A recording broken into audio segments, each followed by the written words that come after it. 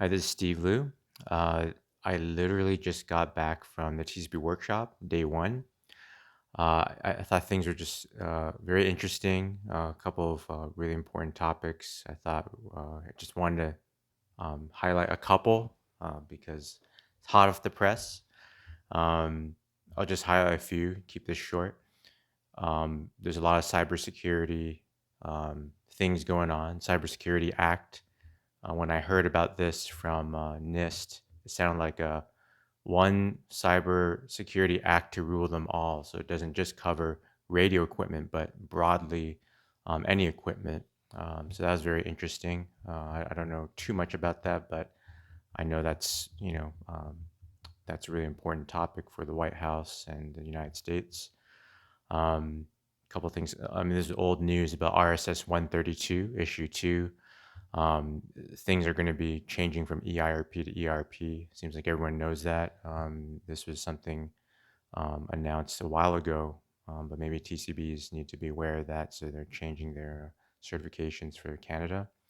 A big one, I think, for a lot of 5G manufacturers is RSS 192 issue 5 and the consultation that was recently closed. And instead of just being having the upper limits 3.65 gigahertz, they're going to increase that to 3.9 gigahertz, which is a lot of spectrum.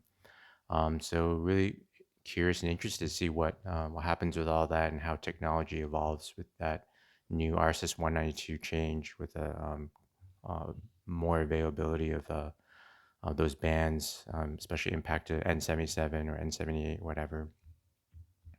RSS 216, the new issue 3 is going to come out with moving away all the RF exposure requirements into RSS 102, which is the right thing to do. I think it's just always just rolled in there for some reason, and it's good to see that. There's a new power density millimeter wave type uh, standard RSS 295 issue 1 that's in draft. That's for products operating higher than 95 gigahertz. That's pretty exciting.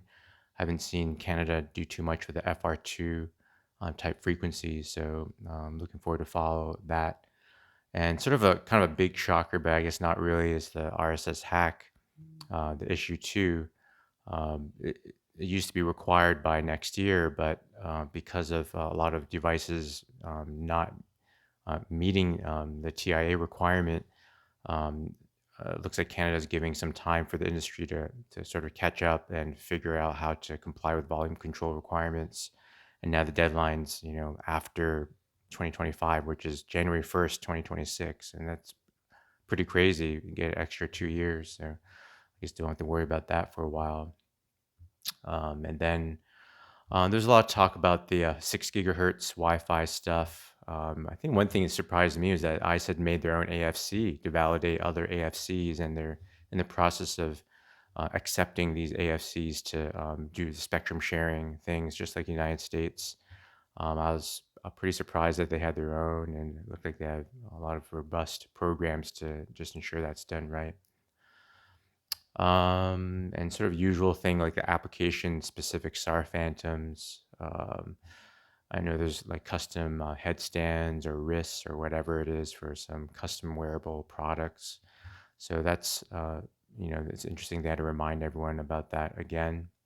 I know using these custom phantoms is a little finicky compared to this regular flat and sand phantoms, but those are recommended, which is fine.